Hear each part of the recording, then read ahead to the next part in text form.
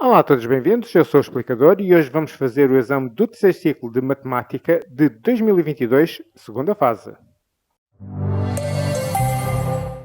E vamos começar pelo caderno 1. Temos 40 minutos com 15 de tolerância e podemos usar calculadora.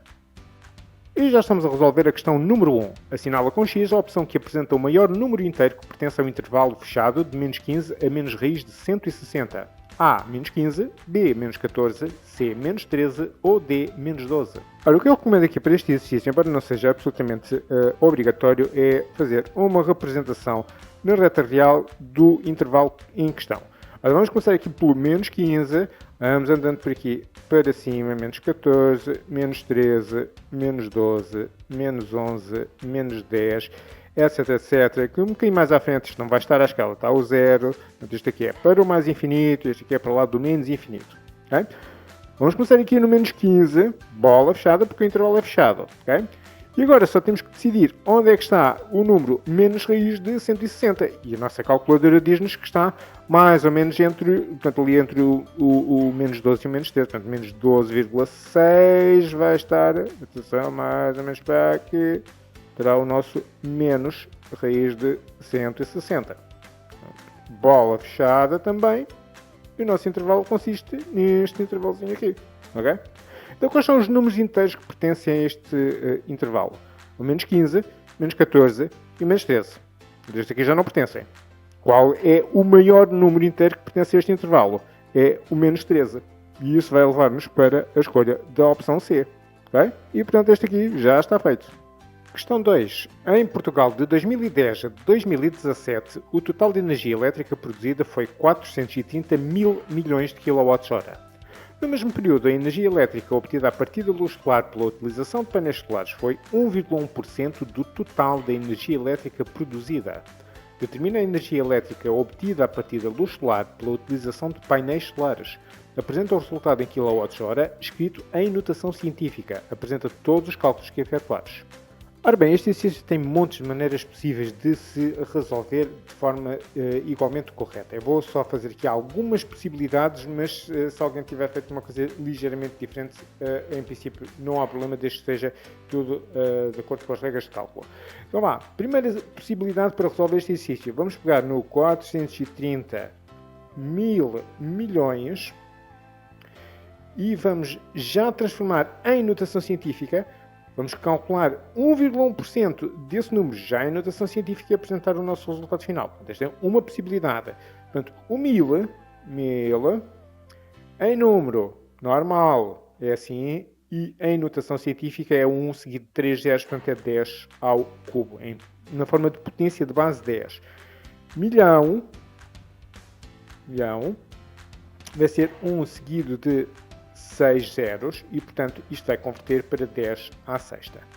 Então, 430 mil milhões há de ser 430 a multiplicar por 1000 e ainda a multiplicar por 1 milhão. Okay? Agora, o que é que nós vamos fazer a estas potências de base 10? Bom, vamos somar os expoentes, não é? Fica 430 a multiplicar por 10 elevado a 3 mais 6, 9. Isto ainda não está em notação científica, no sentido em que este coeficiente ainda não é um número entre 1 e 10. Podemos passar já ou podemos passar mais tarde. Vou passar mais tarde. Porquê? Porque eu vou calcular 1,1% e vou estar à espera deste número ficar bastante significativamente mais baixo. Portanto, vamos fazer o seguinte. Vamos pegar aqui e vamos fazer 1,1% deste número. Como é que se calcula uma percentagem qualquer? Neste caso, 1,1%. Existem também várias maneiras de fazer isto. Por exemplo, 1,1% este porcento é sempre qualquer coisa dividido por 100. É exatamente isso que significa a palavra porcento. É por cada 100, ou dividido por 100. Distribuído por 100. É 1,1 a dividir por 100. Portanto, isto não é uma fração, pronto, no sentido que a gente gosta de fazer, em que temos um número inteiro em cima e um número inteiro em baixo, mas dá para fazer os cálculos assim. Okay? Isto passa para decimal, portanto é só passar a vírgula para aqui duas casas, 0,011, é a mesma coisa que 1,1%. E o que é que nós vamos fazer? Vamos jogar neste número e vamos multiplicar por 430 vezes 10 à nona. 0,0100, 11, aliás, vezes 430 vezes 10 à nona. Eu até posso passar, nomeadamente, isto para notação científica. Não há problema absolutamente nenhum. Portanto, vou passar para aqui, a vírgula. Vou voltar ao 1,1 que tinha anteriormente e agora vou fazer vezes 10 elevado a menos 2. Okay? Multiplica por 430 e multiplica por 10 à nona. Bom, estas exponências de base 10, mais uma vez, também posso simplificá-las. Fica só 1,1 vezes 430 vezes menos 2 mais 9 dá vezes 10 à sétima. E agora a única coisa que eu tenho que fazer é esta pequena conta na nossa calculadora.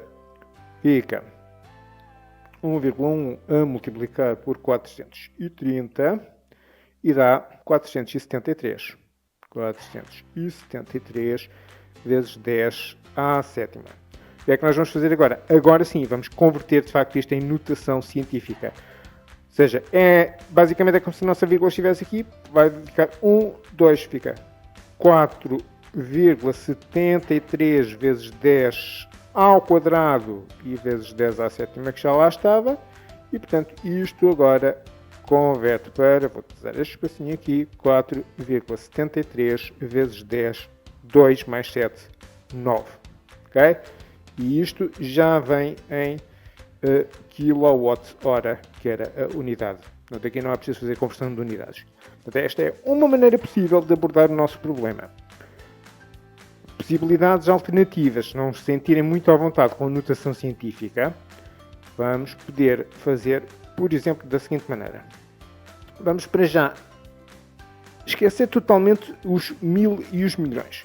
Vamos focar-nos no 430 e vamos fazer 1,1% desta quantidade. Okay?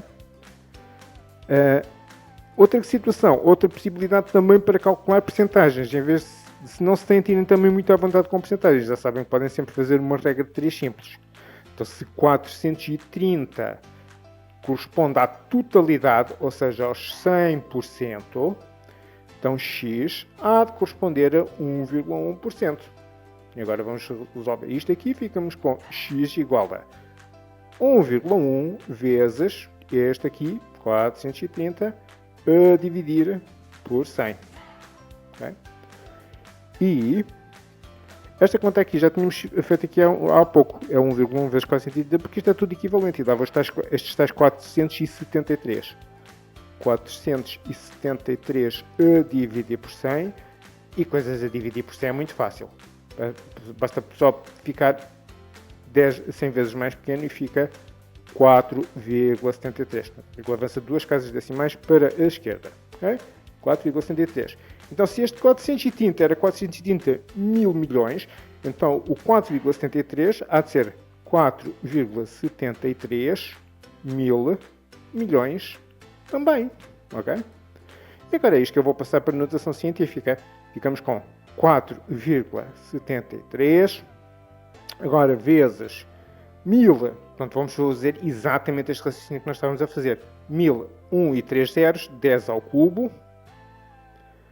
Milhão, 1 e 6 zeros, 10 à sexta, vezes 10 à sexta. Isto não parece, mas é um 3. Ok.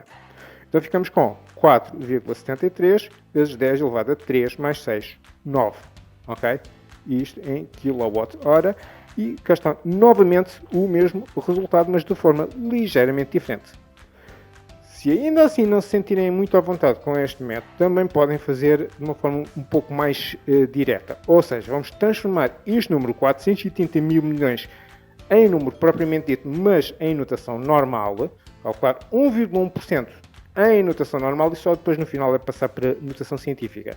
Então, 430 mil milhões, exatamente com este raciocínio, fica 430. Agora, do 1000 vou acrescentar 3 zeros. E do milhões vou acrescentar 6 zeros. Então, 430 mil milhões, escrito em número propriamente dito, é isto. Okay? Agora vou calcular 1,1% desta quantidade. Então, vamos aqui novamente à nossa calculadora. E vamos fazer 430. 1, 2, 3.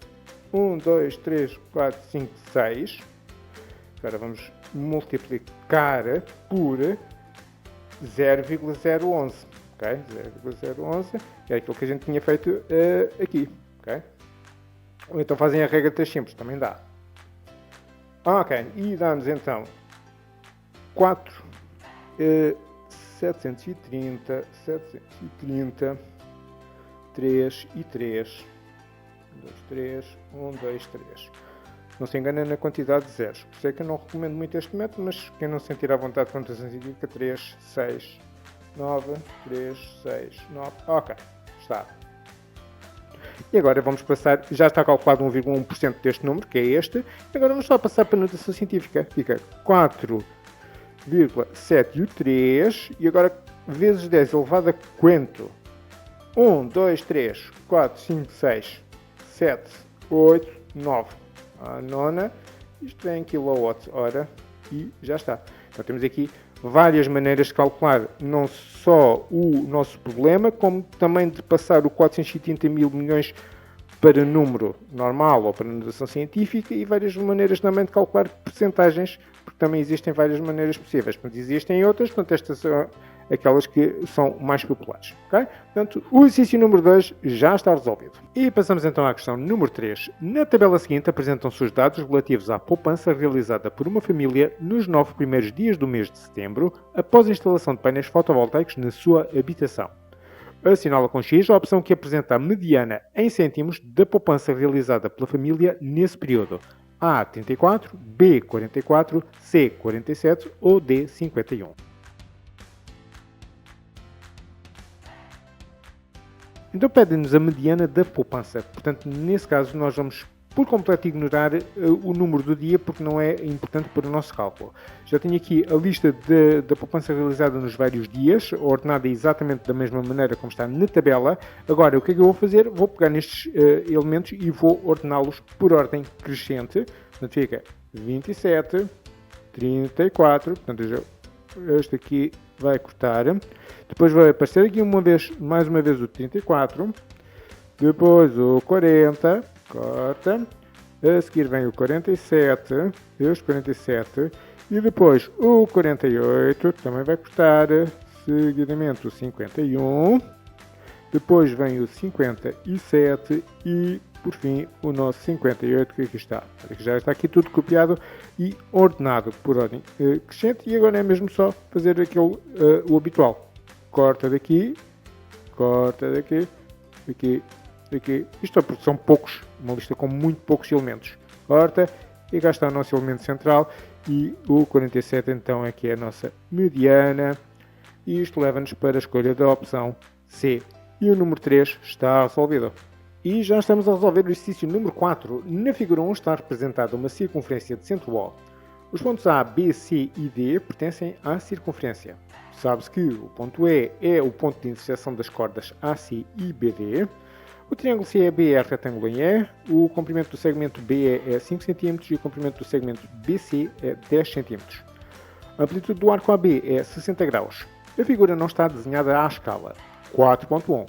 Determina CE, o comprimento do segmento CE, utilizando o Teorema de Pitágoras. Apresenta o resultado em centímetros, arredondado às décimas. Apresenta todos os cálculos que efetuares.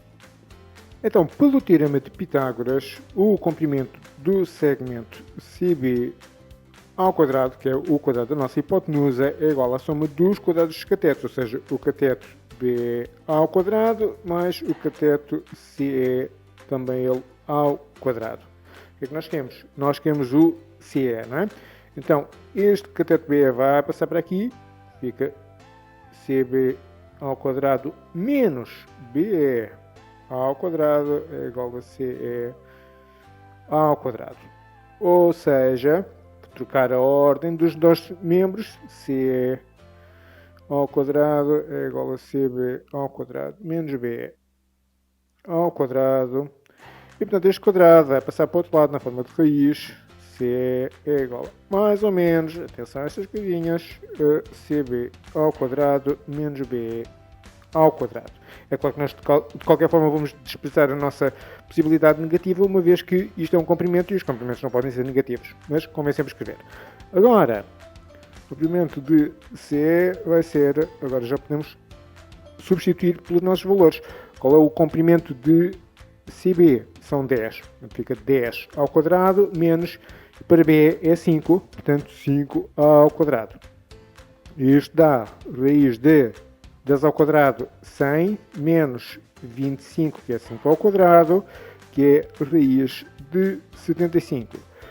Vamos buscar agora uma aproximação à nossa calculadora e dizem-nos, pede-nos para apresentar o resultado arredondado às décimas. Fica aproximadamente 8,7 e o nosso resultado vem em centímetros, porque todo o resto também já vinha em centímetros. Okay? Portanto, a 4.1 está feita. 4.2. Assinala com X a opção que apresenta a amplitude do arco CD. A, 150 graus, B, 120 graus, C, 100 graus ou D, 90 graus. Então vamos lá olhar para o nosso círculo com mais atenção. Temos o arco AB com amplitude de 60 graus. Este arco está compreendido neste ângulo inscrito em C e, portanto, este ângulo tem que ser metade da amplitude deste arco. Portanto, tem de ter 30 graus necessariamente. Uma vez que este forma um triângulo C, E e B, e em E o triângulo é retângulo, porque este ângulo tem que ser necessariamente 30 graus, então o ângulo aqui tem que ser complementar e, portanto, é 30 mais 60 para dar 90 graus e depois somado com estes 90 graus dá os 180 graus. Portanto, este ângulo, também ele inscrito em B, é de 60 graus. O que significa, se repararem bem, este ângulo inscrito compreende o arco que nós pretendemos estudar, que é o arco CD. Portanto, este arco aqui, todo, tem uma amplitude que é o dobro deste ângulo inscrito. Portanto, o dobro de 60 graus é 120 graus. Portanto, já temos a nossa resposta e vamos então escolher a opção B. A 4.2 já está. E passamos então à questão número 5. A figura 2 é uma fotografia de uma das torres do Parque Eólico do Douro Sul em Moimenta da Beira. A artista plástica Joana Vasconcelos desenhou e pintou o revestimento dessa torre. A figura 3 representa um esquema da torre, que é um tronco de cone. O tronco de cone tem bases de diâmetro AB e de diâmetro CD. Relativamente à figura 3, sabe-se que o cone de vértice V, em que o lado AB é um diâmetro da base, tem 160 metros de altura. O cone de vértice V, em que o lado CD é um diâmetro da base, tem 80 metros de altura. O comprimento da AB é 4 metros e o comprimento CD é 2 metros.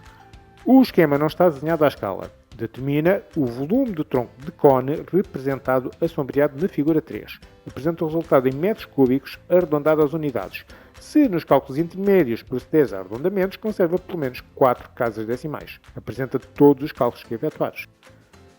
Então, o volume do nosso tronco vai ser igual ao volume do nosso cone original, que é o cone ABV, volume de ABV, ao qual eu vou retirar o volume do cone que foi recortado, que é o volume do cone CDV. Okay? A única coisa que nós vamos ter que fazer como cálculos auxiliares é ir buscar cada um destes volumes separadamente e depois fazer a diferença. Então, o volume do cone ABV vai ser então, qual é a fórmula para o volume do cone? Área da base vezes altura sobre 3, em que a área da base é a área de um círculo. Portanto, há π vezes raio ao quadrado, isto é π vezes o raio ao quadrado vezes a altura sobre 3. Ou seja, agora substituindo fica π vezes. Qual é o raio do nosso cone grande? Então, sabe-se que AB é 4 centímetros, mas é o diâmetro. O raio é 2. Mas depois, como o raio vem ao quadrado, vem 2 ao quadrado, que é 4. Então, 2 ao quadrado vezes, para a altura. Qual é a altura do nosso cone grande? É os tais 160 que aparecem na figura. 160. E agora tudo a dividir por 3. Okay? Isto vai dar 4 e agora 160 multiplicado por 4 vai dar 640 e vou ficar aqui com 640 vezes π a dividir por 3 e não vou fazer mais cálculo absolutamente nenhum. Vou deixar assim com valorizado para já e depois só faço uma aproximação no final. Agora vamos buscar o volume do tronco que foi recortado. Portanto, o volume do cone CDV e que vai ser exatamente a mesma coisa. Vai ser π vezes raio ao quadrado vezes a altura sobre 3, que é exatamente esta que vai aparecer aqui. Mas a única diferença é que agora os raios e as alturas são diferentes. Portanto, agora fica π a multiplicar. Ora, dizemos que AB tem comprimento, aliás, CD tem comprimento de 2 metros, portanto isto é o diâmetro, e portanto o raio é 1. E portanto fica π vezes 1 ao quadrado, vezes a altura. Mas agora a altura já não são os 160, são os 80 metros que também aparecem na figura. 80. Né? Isto tudo a dividir por 3. Ora, 1 ao quadrado é 1, portanto, isto, como está tudo a multiplicar, não vai fazer aqui diferença rigorosamente nenhuma. Isto vai ficar só 80 vezes π, 80π, dividir por 3. Okay? Aqui este é o resultado provisório do volume do cone original, do volume do cone recortado e agora o volume do tronco. Há de ser esta expressão aqui menos esta, ou seja, 640 vezes π sobre 3 menos 80π sobre 3. E agora, convenientemente, isto já tem o mesmo denominador, vou dar o denominador que é o 3, fazer 640π menos 80π, vou dar o π que é como, isto é como se fosse o mesmo raciocínio que fazia 640x menos 80x, vou dar o x, e agora faço só 640 menos 80, que vai dar 560. Okay? Este é o valor exato do volume do tronco de cone. O que é que eu vou fazer agora? Agora sim, vou buscar a minha aproximação. Portanto, vou à calculadora e vou fazer, portanto, o volume do tronco vai ser 560 vezes 3,14159. Atenção, utilizem a aproximação que vos é dada no formulário. E isto é dividir por 3. E visto que me pedem uma aproximação às unidades, fica só 586. Isto vem em metro cúbico. Metro cúbico. Ok? E pronto, está dada a nossa resposta e o exercício 5 já está feito. E passamos então ao exercício número 6. A figura 4 é uma fotografia da central fotovoltaica do Alto Rabagão, em Montalegre. Esta central produz energia elétrica solar a partir de painéis fotovoltaicos assentes numa plataforma flutuante. Na figura 5 está representado um modelo geométrico de um painel fotovoltaico e do respectivo flutuador. O modelo é constituído pelo paralelepípedo retângulo ABCDEFQH, que representa o flutuador, pelo retângulo GHIJ, que representa o painel fotovoltaico, e pelos segmentos de reta FG e AI, que representam as hastes que suportam o painel fotovoltaico. Relativamente à figura 5, sabe-se que o triângulo JFG é retângulo em F. O comprimento do segmento FG é 10 dm, o comprimento do segmento IJ é 16 dm, a amplitude do ângulo JGF é 26 graus, o modelo não está desenhado à escala. Determina a área do painel fotovoltaico, representado na figura 5 pelo retângulo GHIJ. Apresenta o resultado em decímetros quadrados arredondado às unidades. Se nos cálculos intermédios procederes a arredondamentos, conserva pelo menos 3 casas decimais. Apresenta todos os cálculos que efetuares. Ora, então pretende-se a área de um retângulo, ou seja, queremos a área do retângulo GHIJ. E as áreas dos retângulos são dadas por comprimento vezes largura, ou base vezes altura, se preferirem. Portanto, neste caso, por exemplo, esta área pode ser calculada fazendo o produto de IJ, segmento IJ, multiplicado por JG. Em relação a IJ, nós já sabemos que são 16 cm, portanto não há problema nenhum. Nós temos agora que, antes de fazer de facto este cálculo, fazer um pequeno cálculo auxiliar para calcular o valor de JG, porque é uma coisa que nós não temos. E se repararem bem na figura, existe aqui, portanto, este lado JG está associado a um triângulo retângulo. E é um triângulo retângulo com esta configuração, mais ou menos assim. E temos o F, o G, temos aqui o J, temos aqui um ângulo que nos dizem já que é reto. Temos aqui um ângulo de 26 graus. Temos este lado aqui que nós já sabemos que tem 10 decímetros de comprimento. E o nosso objetivo é ir buscar este JQ, que é a hipotenusa deste triângulo retângulo. Ora, bom, então, o que é que nós vamos fazer? Nós temos um cateto adjacente a este ângulo de 26 graus e queremos saber uma hipotenusa. Então, coisas que envolvam catetos adjacentes e hipotenusas, isso leva-nos para a utilização do cosseno. Ou seja, vamos dizer que o cosseno de 26 graus é o comprimento do cateto adjacente a este ângulo, que é os 10, o FG, sobre a hipotenusa, que é JG. É? O que é que nós pretendemos saber? Pretendemos saber JG. Então aqui vamos. Agora temos uma equação para resolver. Vamos passar isto para este lado. Fica cosseno, devagarinho, que é para a gente não se enganar. Vezes JG igual a FG. Agora passamos o cosseno para o outro lado a dividir. Fica o comprimento JG é igual a FG a dividir por cosseno de 26 graus. Estava a multiplicar, passou a dividir. E então já posso dizer que o FG tem, portanto, vou substituir por estes 10. 10 a dividir por cosseno de 26 graus. Okay? E este é o valor exato do comprimento do lado JG. Agora, não vou fazer, poderia fazer aqui um arredondamento e conservar no mínimo 3 casas decimais, mas eu vou preferir deixar exatamente como está, introduzir no nosso cálculo principal. Ora, bom, então vamos daqui passar e logo diretamente para aqui e temos que o nosso IJ, que são os nossos 16, multiplicado por este valor exato de 10 sobre cosseno de 26 graus. Como é que a gente faz este produto? Isto é 16 sobre 1, né? Portanto o 16 multiplica com o 10, dá 160, e o 1 multiplica com o cosseno de 26 graus, fica só cosseno de 26 graus. Okay? Agora o que é que eu vou fazer? Vou introduzir isto na calculadora e vou buscar então uma aproximação. Agora sim, portanto isto fica aproximadamente igual a... Ora, e visto que me pedem uma aproximação também às unidades, fica só 178, e uma vez que este lado vem em decímetros e este lado também vem em decímetros, então isto vem em decímetro quadrado, como era solicitado também. E cá está então a área do nosso painel solar, e portanto a questão número 6 já está feita. E passamos então para o caderno 2, dispomos de 50 minutos com tolerância de 15 e não é permitido usar a calculadora. Vamos então para a questão número 7. Escreve o número 1/4 ao quadrado sobre 4 à sexta a multiplicar por 4 elevado a menos 3 na forma de uma potência de base 1/4. Apresenta todos os cálculos que efetuares. Bom, então também este exercício tem muitas, mas mesmo muitas formas diferentes ou ligeiramente diferentes de fazer, que acabam por ser todas equivalentes. Eu vou só aqui distinguir dois níveis de dificuldade.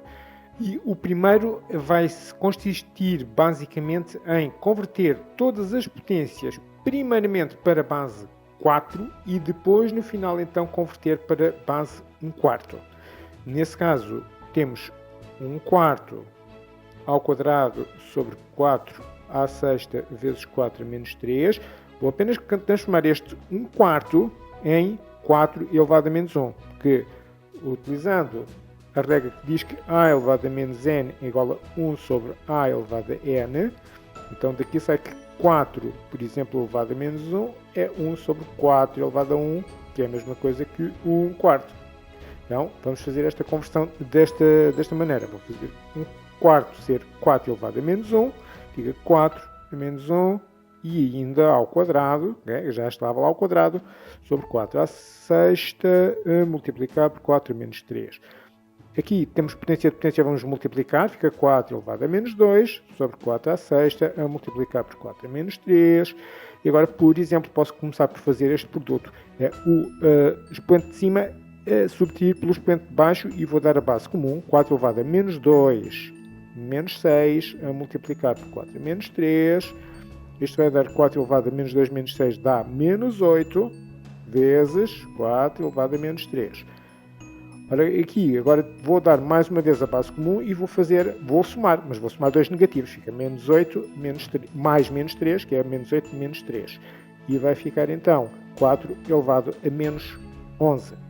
Agora o que é que eu vou fazer? Agora vou utilizar esta mesma relação, mas ao contrário. Isto aqui é 4, posso decompor, ou seja, vou complicar um bocadinho, que é para depois no final simplificar. 4 elevado a menos 1 elevado a 11. Eu estou a fazer isto porque me pedem uma base 1/4. Portanto, esta já seria uma resposta satisfatória, mas não é isto que nos pedem no enunciado. Então, 4 elevado a menos 11 é a mesma coisa que 4 elevado a menos 1 e, por sua vez, elevado a 11. Então, este 4 elevado a menos 1 vou transformar agora em 1 quarto. Fica 1 quarto elevado a 11 e cá está a nossa resposta.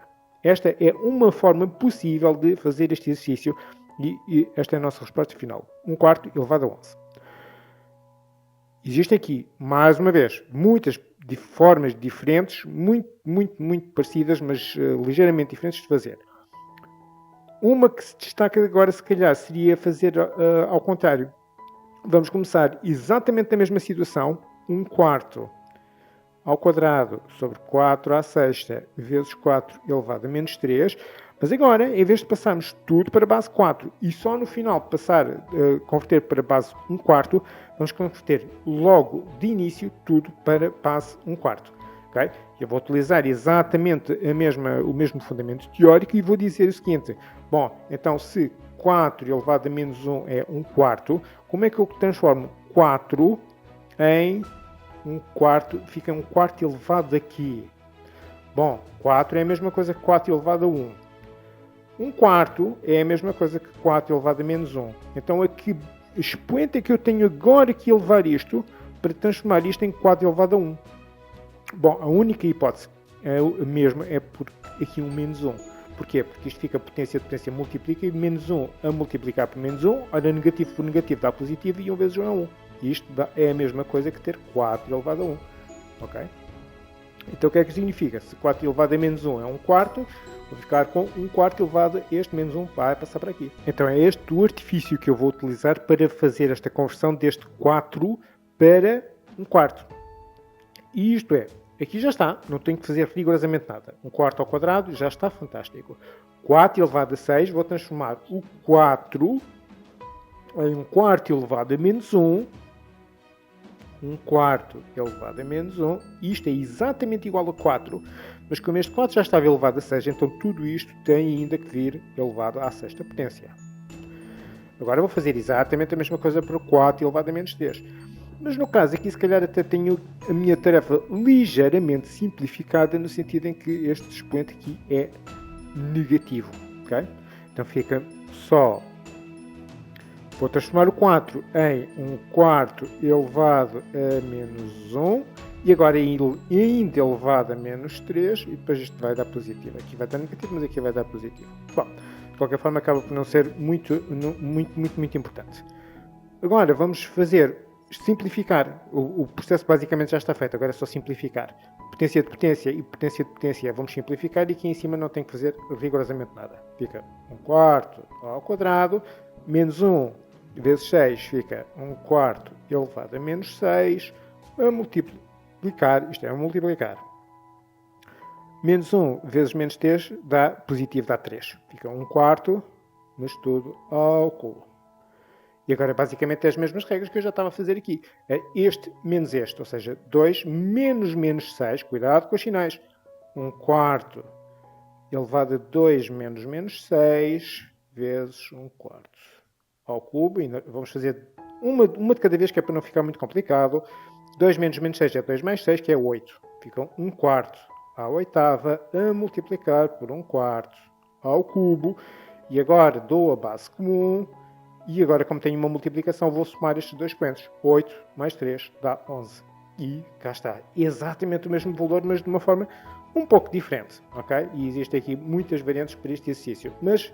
essencialmente, eu vou dar então o exercício por completo e, portanto, a número 7 está feita. E já estamos a fazer a questão número 8. Com o objetivo de promover a sustentabilidade ambiental, um agrupamento de escolas está envolvido num projeto sobre energias renováveis. No âmbito deste projeto vão ser selecionadas algumas turmas desse agrupamento para participarem em atividades distintas. No agrupamento há 24 turmas, distribuídas pelos diversos anos de escolaridade, como se apresenta na tabela seguinte. 8.1. Escolhe-se ao acaso uma turma do agrupamento para participar numa das atividades. Assinala com X a opção que apresenta a probabilidade de a turma escolhida ser do 6º ano.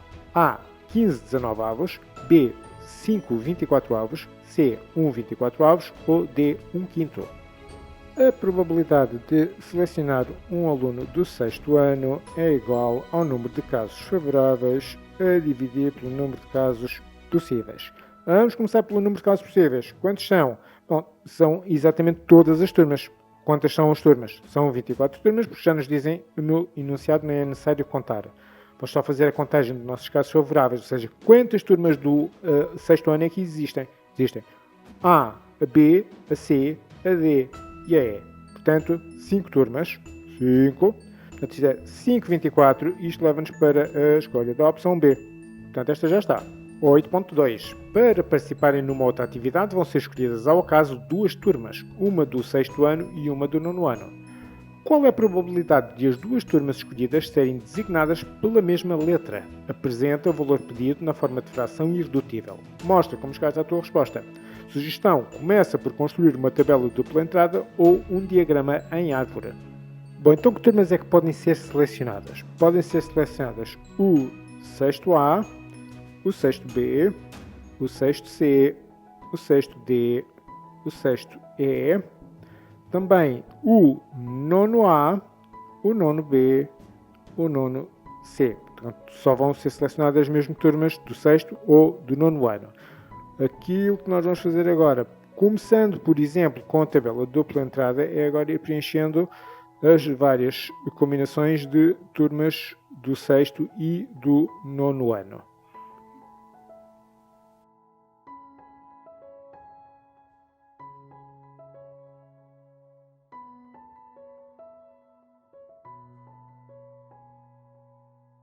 Bom, eu deixei a tabela o mais simples possível de propósito, portanto, eu poderia colocar aqui, continuar a colocar aqui as turmas do nono ano e aqui as turmas do sexto ano e continuar a fazer ainda mais combinações, mas depois basicamente era escolher uma turma com ela própria, que não pode ser, ou então simplesmente trocar a ordem, ter aqui o nono ano, o nono A e o sexto A, ou então o sexto A e o nono A, acaba por ser exatamente o mesmo grupo de alunos, ou seja, é exatamente a mesma coisa. Portanto, eu deixei assim o mais simples possível. Podem trocar a ordem, podem, por exemplo, colocar os alunos do sexto ano aqui, do nono ano aqui, portanto a tabela fica com um aspecto ligeiramente diferente, mas fica basicamente a mesma coisa. Portanto, a ordem não interessa, mas desde que não se repita, não haja permutações dos elementos. Bom, então agora já estamos basicamente em condições de dar a nossa resposta. Em termos de, portanto, a probabilidade pedida vai ser o número de casos favoráveis a dividir pelo número de casos possíveis. Quantos são os casos possíveis? Todas estas escolhas de turmas possível, ou seja, 3 e aqui 5, portanto, para aqui são 3 vezes 5, 15. Para casos favoráveis, é mesmo só ir à nossa tabela e selecionar. As turmas têm exatamente a mesma letra, que é o nono A e o sexto A, o nono B e o sexto B, o nono C e o sexto C. E, portanto, isto vai dar para aqui 3. Ou seja, a probabilidade pedida vai ser 3 quinzeavos.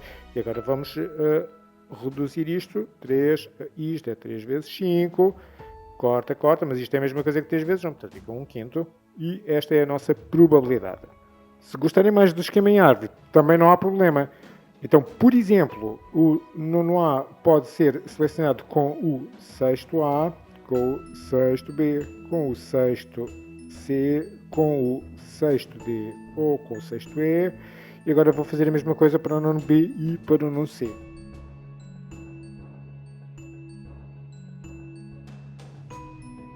E agora, mais uma vez, a contagem dos casos é basicamente a mesma coisa. Quantos são os casos possíveis? São 1, 2, 3, 4, 5, multiplicado por 3. São os mesmos 15 que aqui aparecem. Depois, os nossos casos favoráveis são o nono A com o sexto A, o nono B com o sexto B e o nono C com o sexto C. Portanto, mais uma vez, os mesmos 3 casos favoráveis que aqui aparecem e vai, mais uma vez, a nossa probabilidade de 1 quinto. E o exercício 8 está feito. Exercício 9. Na figura 6 estão representados em referencial cartesiano de origem no ponto O, parte do gráfico de uma função quadrática f e o trapézio AOBC. Sabe-se que a função f é definida pela expressão f de x igual a x ao quadrado. O ponto A e o ponto C pertencem ao gráfico da função f e têm a ordenada 9. O ponto B pertence ao eixo das abscissas e tem a mesma abscissa que o ponto C. Determina a área do trapézio AOBC. Apresenta o resultado na forma de dízima. Apresenta todos os cálculos que efetuares. Então pede-nos a área de um trapézio. A área de um trapézio é dado por base maior mais base menor sobre 2, tudo a multiplicar pela altura do trapézio. Portanto, a altura é a distância perpendicular entre as duas bases. O que é o que aqui neste trapézio? Então, por exemplo, a nossa base maior vai ser... As duas bases são paralelas uma à outra. Portanto, a área do trapézio AOBC vai ser OB para a base maior. Depois vamos ter AC para a base menor. Isto é dividir por 2 e a nossa altura vai ser dado por CB. Okay? Agora, o nosso problema é ir buscar os comprimentos de todos estes pontos. Para esse efeito, seria conveniente ter a noção de quais são as coordenadas dos pontos, portanto, o máximo possível de pontos, pelo menos do ponto A, do ponto B e do ponto C. Em relação, por exemplo, ao ponto A e ao ponto C, nós dizem-nos que o ponto A e o ponto C pertencem ao gráfico da função f e têm a ordenada 9. A nossa função f de x é igual a x ao quadrado. A ordenada é o f de x. Então vamos substituir a ordenada por 9 e ver quanto é que coordenadas x é que o ponto A e o ponto C podem ter. Portanto, daqui eu sei que 9 é igual a x ao quadrado, ou seja, vou só trocar, x ao quadrado é igual a 9, e portanto aqui eu sei que x é igual a mais ou menos raiz de 9, ou ainda x igual a menos raiz de 9 é 3, portanto menos 3, ou x igual a 3. Ora, só observamos com atenção a figura, o ponto A tem que ter necessariamente a abscissa negativa pelo estar da parte esquerda do eixo das ordenadas, do eixo dos y, portanto tem que ter coordenadas menos 3 e a ordenada já dizem que é 9, não é? O ponto C tem que ter então a coordenada positiva 3 e, mais uma vez, a ordenada 9, que tem a mesma ordenada. Agora, em relação ao ponto B, está em cima do eixo do x e automaticamente a nossa coordenada y é 0 e tem a mesma abscissa que o ponto C. Então o ponto C tem a abscissa 3, então o ponto B também tem necessariamente a abscissa 3. O que é que isto significa em termos de distâncias? Distância, por exemplo, do ponto O da origem, a origem tem coordenadas 0, 0, não é? Então é uma distância na horizontal que vai de 0 no x até 3 no x. Portanto, OB tem comprimento 3. Portanto, aqui podemos substituir este OB por 3. Mais, comprimento da AC. O comprimento da AC é também um comprimento na horizontal, e que vai de... Portanto, aqui tem exatamente a mesma ordenada, portanto, é tudo na horizontal, vai de menos 3 até 3. Ou seja, de menos 3, um ponto de abscissa menos 3, até ao eixo dos y vão 3 de comprimento, de distância, e depois mais 3 do eixo do y até ao ponto C. 3 daqui até ao eixo dos y e depois mais 3 daqui vão 6. Portanto, eu vou dizer que a distância de A até C são 6 unidades de comprimento, dividir por 2 vezes. E agora para C e B. Bom, agora é uma distância na vertical.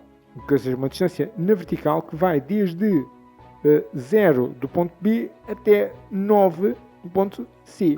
Portanto, a coordenada x é exatamente a mesma. A distância que vai de 0 até 9 é exatamente 9. Portanto, aqui temos 9 para o comprimento de CB. E agora é só fazer contas muito simples. 6 e 3 vai dar 9 sobre 2 a multiplicar por 9.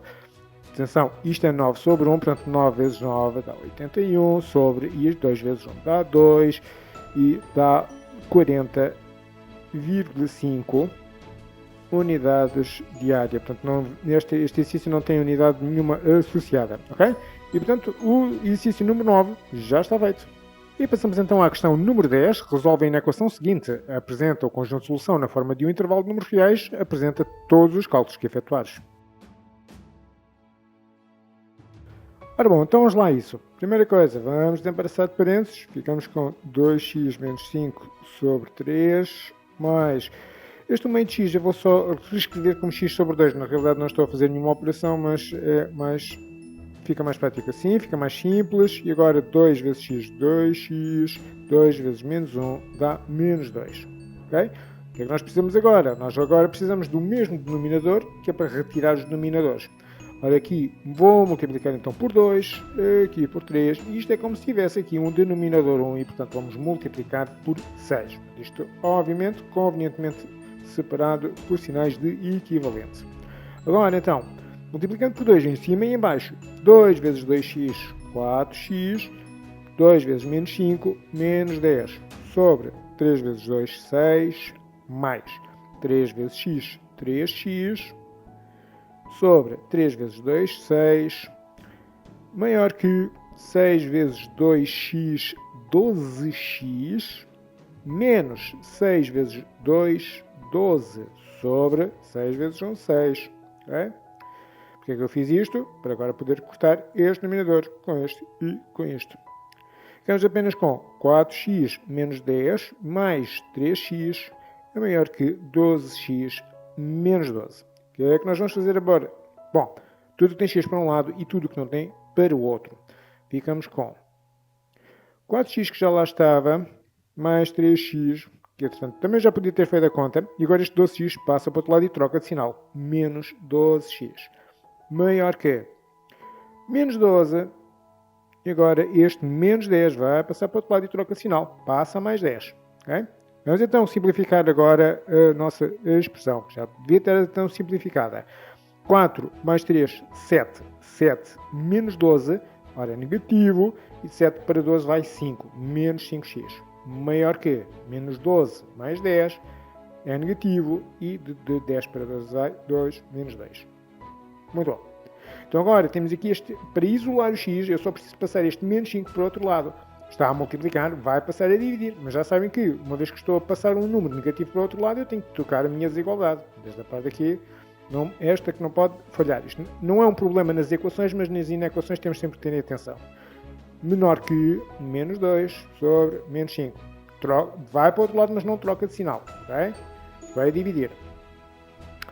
Agora, este menos vai poder cortar com este. Fica com menos x menor que 2 quintos e cá está. Agora é só mesmo apresentar o nosso conjunto de solução. Então, quais são os números que fazem parte deste conjunto de solução? São todos os números que são inferiores a 2 quintos. Não é necessário fazer isto. Portanto, imaginemos que temos aqui o 2 quintos. 2 quintos.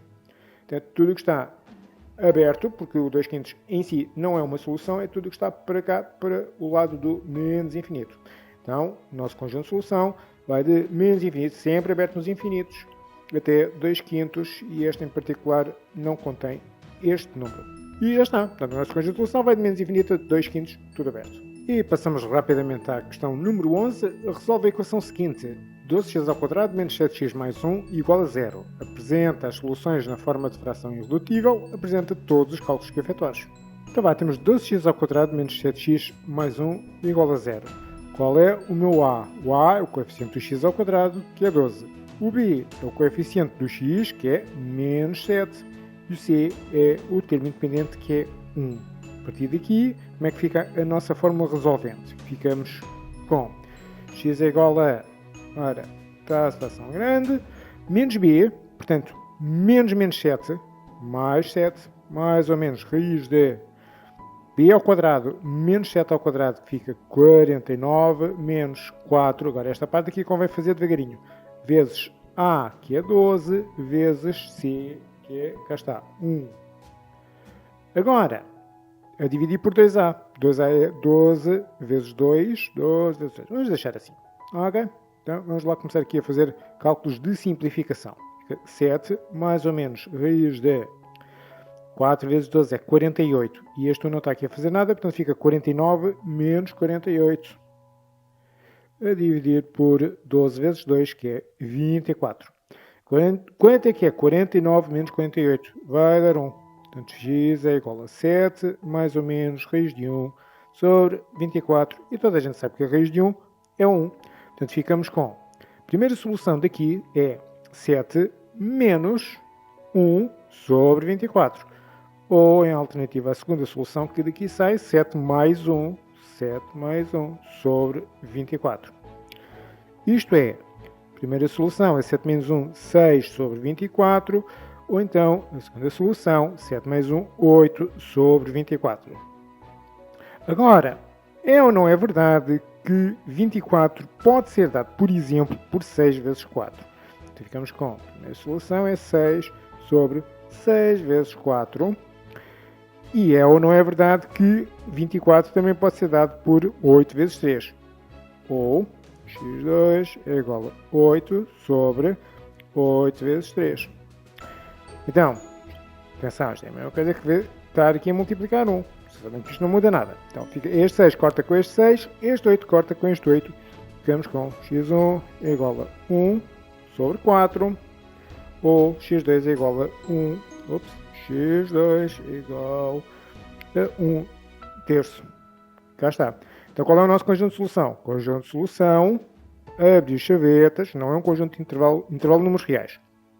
Preferencialmente por ordem crescente, primeiro vem 1 quarto, que é mais pequenino, aproximadamente é 0,25, e depois vem 1 terço, que é aproximadamente 0,3.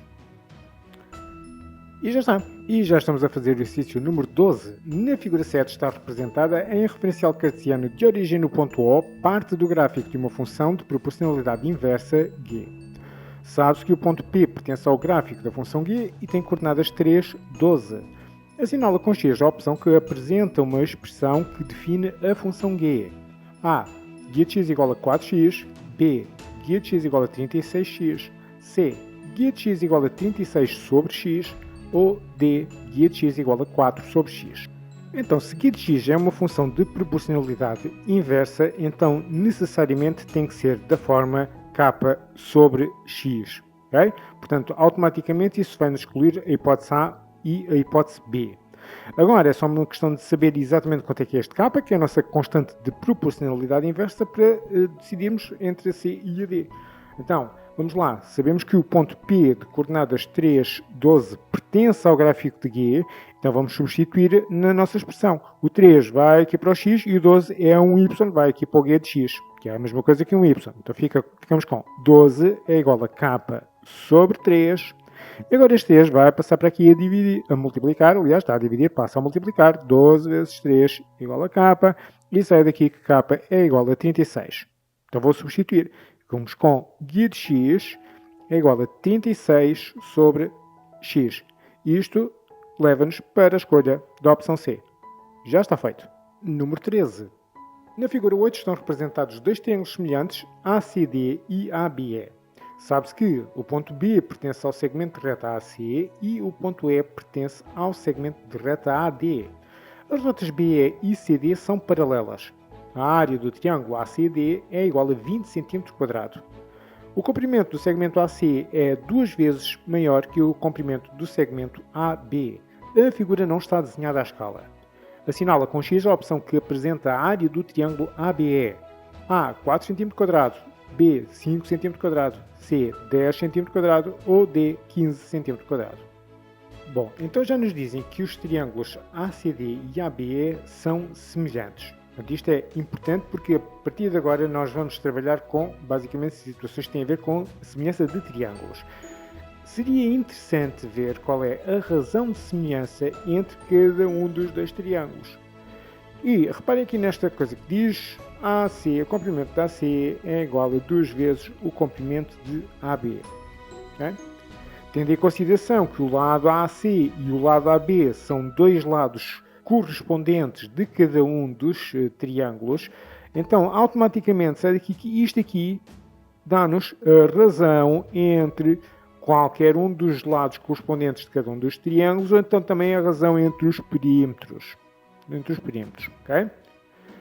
Se a razão entre os perímetros é 2, ou seja, a razão de ampliação, a razão que transforma ABE, o mais pequeno, no maior, ACD. Então, qual deverá ser a razão entre as áreas dos dois triângulos? Mais uma vez, entre o triângulo ABE e o triângulo ACD. Então, a razão entre as áreas é a razão entre os perímetros ao quadrado. Sempre. Para todas as semelhanças. Portanto, fica 2 ao quadrado, que é 4.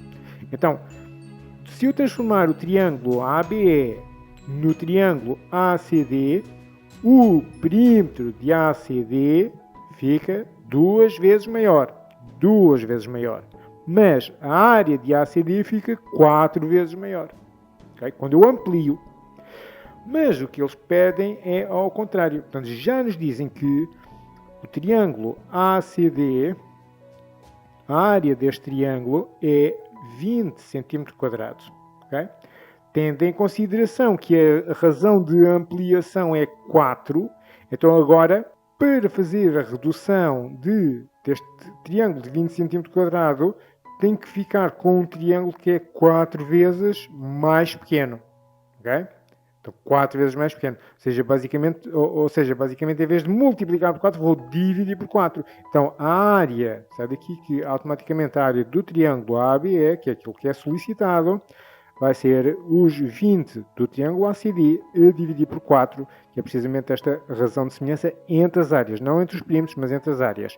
E, portanto, isto vai dar 5 cm². Isso leva-nos para a escolha da opção B.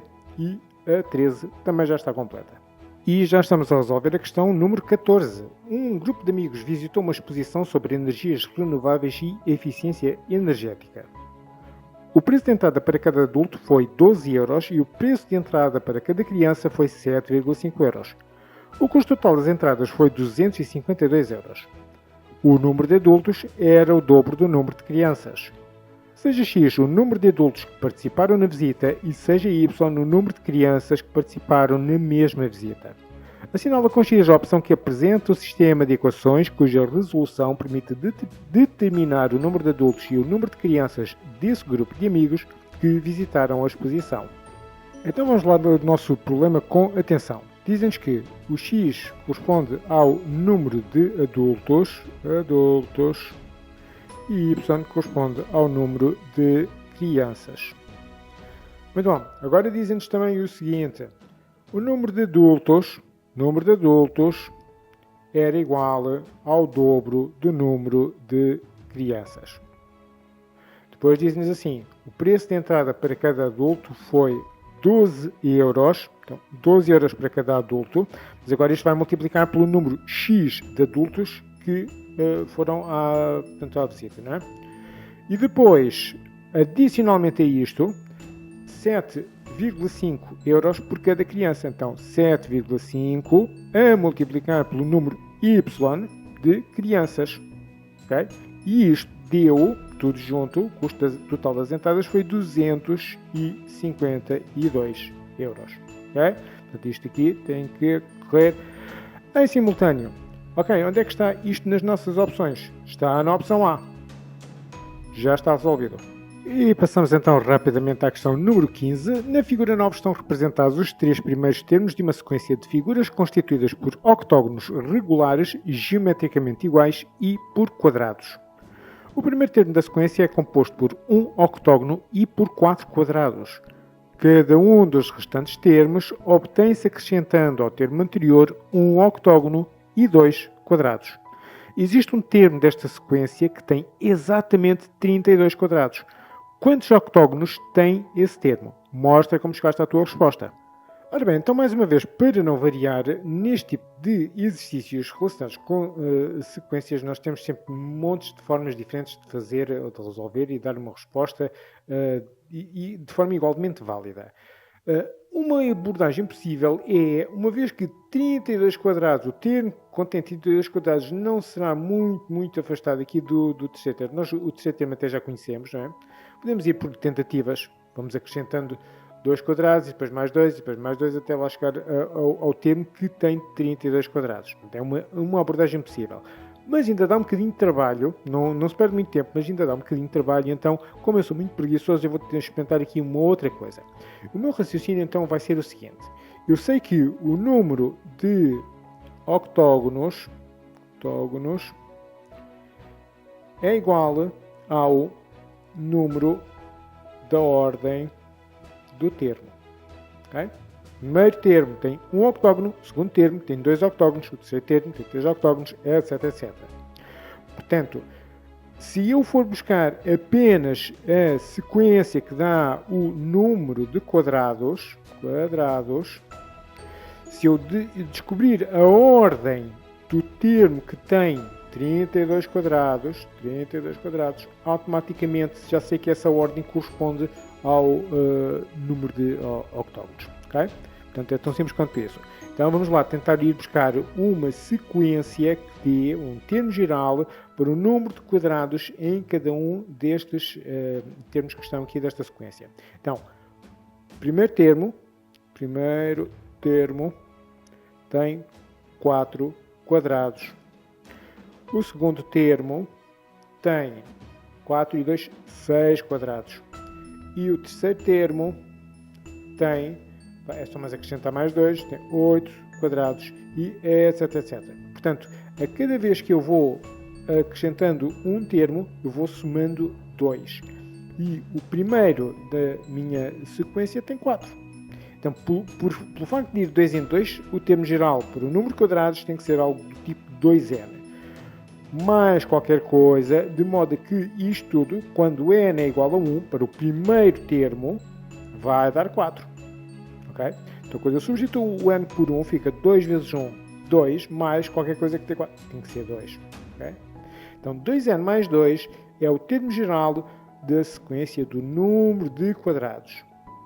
Então, existirá uma ordem que tem os nossos 32 quadrados. 2n mais 2 é igual a 32. Okay? E com isto eu vou descobrir a ordem. Agora tenho uma pequena equação para resolver. 2n é igual a este 2 passa para o outro lado, fica 32 menos 2. Isto aqui é os sinais de equivalente. Vai ficar 2n é igual a 32 menos 2 dá 30 e, portanto, agora o 2 está a multiplicar, passa a dividir, fica n igual a 30 sobre 2, que é igual a 15. Ok? Então já está. Portanto, é a ordem 15, ou seja, a ordem do termo da nossa sequência que tem 32 quadrados é o termo de ordem 15 e, portanto, como o número de octógonos é igual ao número do termo, então o termo que tem 32 quadrados tem 15 octógonos. Não vou desenhar um octógono, octógonos, ok? E pronto, está dada a nossa resposta. É mesmo só isto. 15, já está. E vamos então, sem demora, para o exercício número 16. O gráfico da figura 10 representa a percentagem de energia elétrica produzida por via hídrica e a percentagem de energia elétrica produzida por via eólica em relação ao total de energia elétrica produzida em Portugal de 2011 a 2020. Para cada uma das fases 1, 2 e 3, assinala com X o ano que lhe corresponde. Frase número 1. A percentagem de energia elétrica produzida por via hídrica e por via eólica em conjunto foi a mais baixa. Ora bom, onde é que nós podemos encontrar esta informação no nosso gráfico de barras? Nós estamos a verificar, por exemplo, a nível de energia hídrica, houve ali um ano em que a produção foi muito baixa, em 2017. A produção de energia eólica foi das mais baixas nesse ano, mas não foi a mais baixa. Portanto, a produção de energia eólica mais baixa ocorreu no ano de 2011. Portanto, em princípio deverá ser a hipótese de 2017. Mas, para quem estiver na dúvida, podemos sempre fazer mais ou menos as contas por alto, só para tentar de alguma forma desempatar.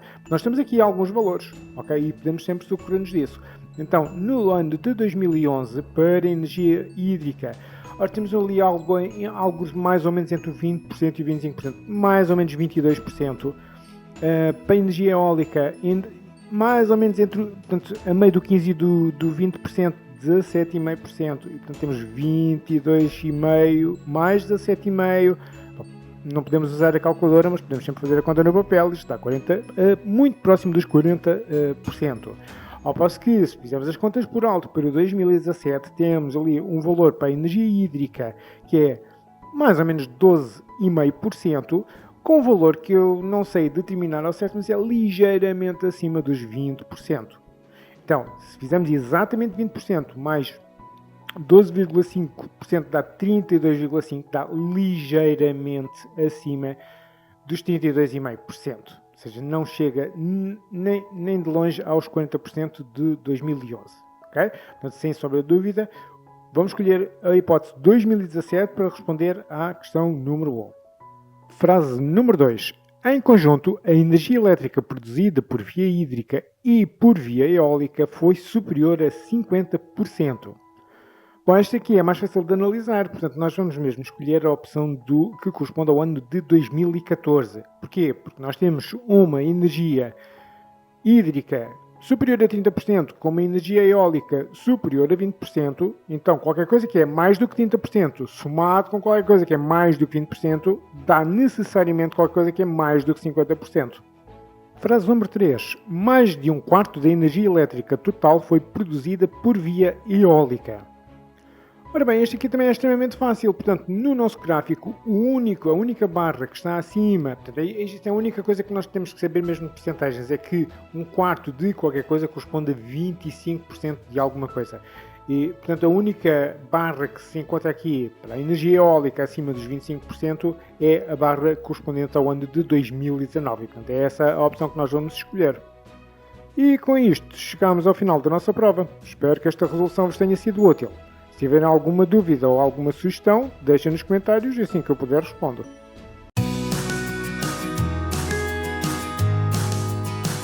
Olá, antes de irem, queria só pedir-vos para subscreverem o canal, ativem as notificações, deixem um like e partilhem nas redes sociais.